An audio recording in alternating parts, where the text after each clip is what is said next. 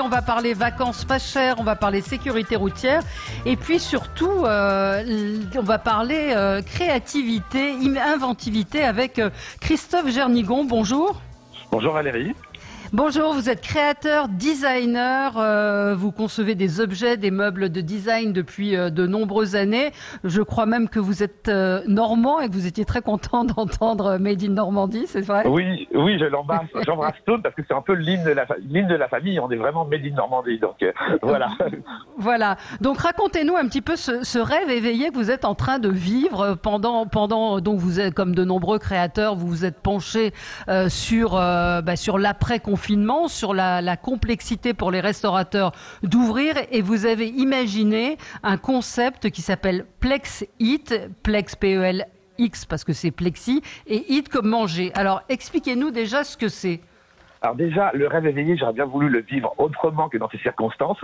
Bien sûr. En fait, le Plexit, c'est une idée, pour expliquer aux auditeurs, c'est un peu... Oui, à la radio, c'est pas facile. Voilà.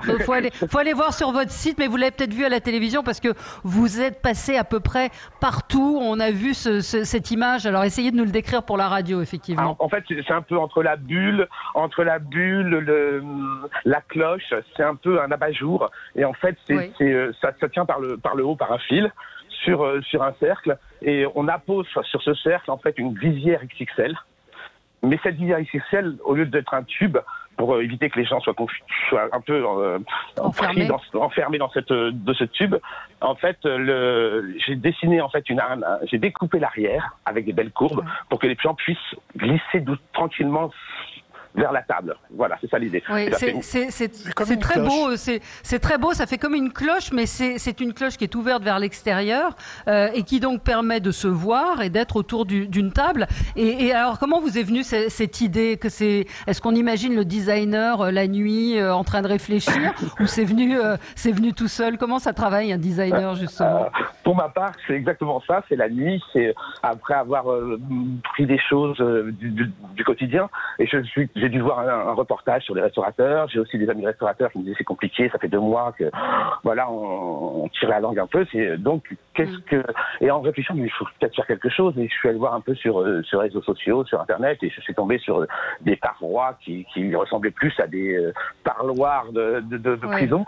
Donc aller manger au Baumette, pas trop. Donc voilà, je me suis dit qu'il faut vraiment penser quelque chose. Et m'est venue une idée. On était en Thaïlande, à Bangkok, il y a 5-6 ans, et j'avais vu un petit concept store avec des grandes coupoles, avec des fauteuils en dessous, et en fait, on pouvait s'asseoir et écouter la musique en dessous, individuellement, comme ça. Et j'avais trouvé ça, j'ai tout de suite voulu essayer, j'ai plus voulu me précipiter pour essayer ce concept. Et puis voilà, je suis parti de ça, je me dis mais bon, c'était une grande coupole, faut que les gens soient protégés, faut que ça prenne pas beaucoup de place parce que voilà, je veux que ça se détache facilement pour que les restaurateurs puissent les nettoyer facilement. Et donc de ces petits croquis-là, j'ai envoyé ça à 2-3 amis restaurateurs qui dans les 15 minutes m'ont répondu tout de suite, me dit mais ton idée, voilà, génial, et puis dépose-la et puis essaye de la produire parce que alors je dis mais non, aujourd'hui c'est qu'à l'état d'idée, c'est un projet, voilà, j'aimerais pas voir l'autre jour, j'aimerais que tout aille mieux, quoi, en fait. Et donc, et le restaurateur, son exemple le plus probant m'a dit, tu sais, aujourd'hui, j'ai 120 couverts. Avec les restrictions, je peux ouvrir que 60 couverts. Avec ta coupole, avec ton plexit, je peux monter ma capacité à 80-90 couverts. Et là, à 60 couverts, je n'ouvre pas parce que je perds de l'argent. Et à 80-80 couverts, j'ouvre l'argent. J'ouvre le restaurant. Donc voilà, ça c'était et donc voilà. On a décidé de... ça a été... Oui, Gilles. Oui, moi, c'est que je trouve que c'est ludique, en fait. Vous parliez des plexis qui faisaient très prison.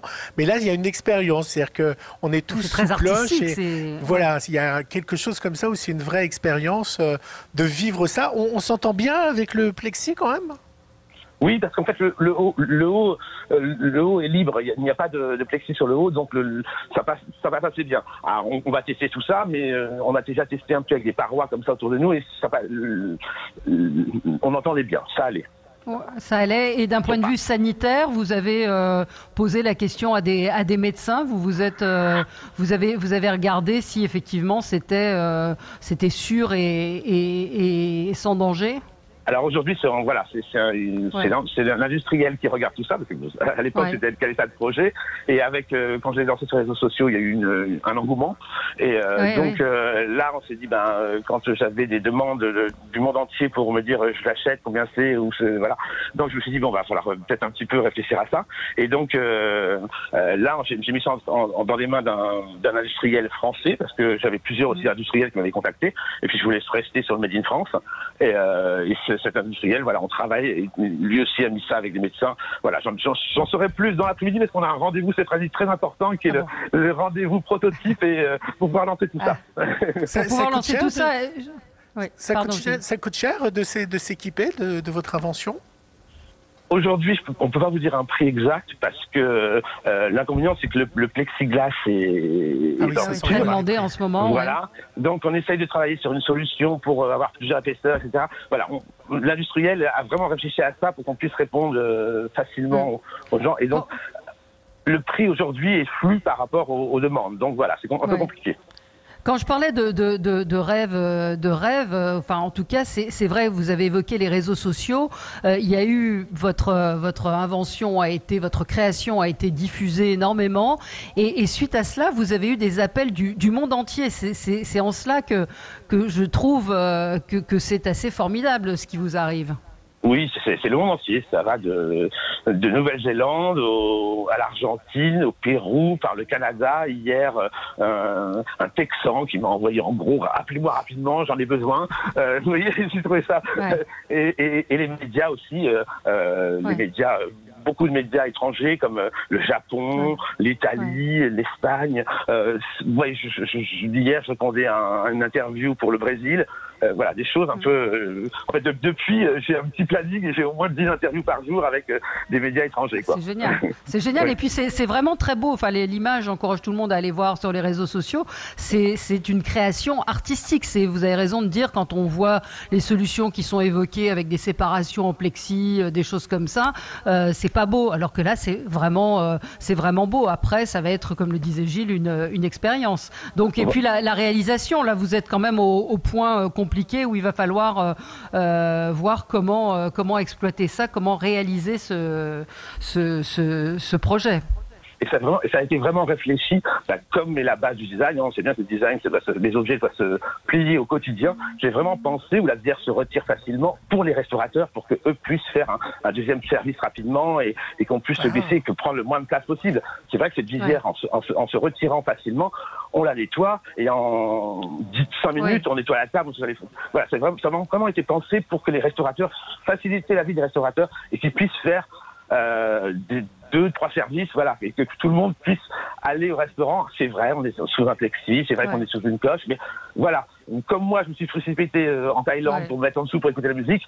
Aidons les restaurateurs, voilà, aidons les restaurateurs et essayons. Je me dis positivement. J'espère que dans 3 mois, 6 mois, on en rira et on dira, voilà, j'ai été aider les restaurateurs en me glissant sous une cloche et en allant manger avec mes amis, en trinquant sur le plexi, vous voyez, au lieu de trinquer sans danger. Voilà, et on trinquera sur le plexi. Et ce qui est drôle, j'espère qu'on aura l'occasion. Oui, Gilles. Voilà, et ce qui est drôle pour finir, c'est que l'invention de Christophe est aussi détournée. C'est-à-dire qu'il y a des gens qui le demandent, par exemple, pour des salles de réunion, vous savez, où on est 5-10 dans les réunions, et que pour les conseils d'administration, on peut les imaginer sous cloche. Il y a plein d'endroits aussi. Je crois que vous avez plein mal de gens qui vous ont appelé pour d'autres, pas simplement pour les restaurants. Par exemple, j'ai une dame de Trowbridge qui m'a appelé et qui me dit, moi j'ai une chaîne de bijouterie et l'inconvénient avec ces parois et que c'est juste ces petits trous dans la paroi, je peux pas, on peut pas passer les bagues et être près du client, etc. Elle me dit, moi, un derrière le comptoir, un devant pour la cliente, même un juste un derrière le comptoir. Voilà, j'ai accès je peux lui mettre la bague facilement. On peut, voilà, je n'avais pas du tout pensé à ça. Il y aura d'autres utilisations effectivement que celles des restaurants. Écoutez, on vous souhaite bonne chance, Christophe Jernigon. On peut aller sur internet, on tape votre nom, Christophe Jernigon, GERNIGON.com pour voir votre invention, votre création, parce que c'est une création, mais c'est aussi une invention. Merci à vous d'avoir été sur Sud Radio. Et puis, vous nous tiendrez au courant de l'avancement de tout cela. Merci à vous. Oui.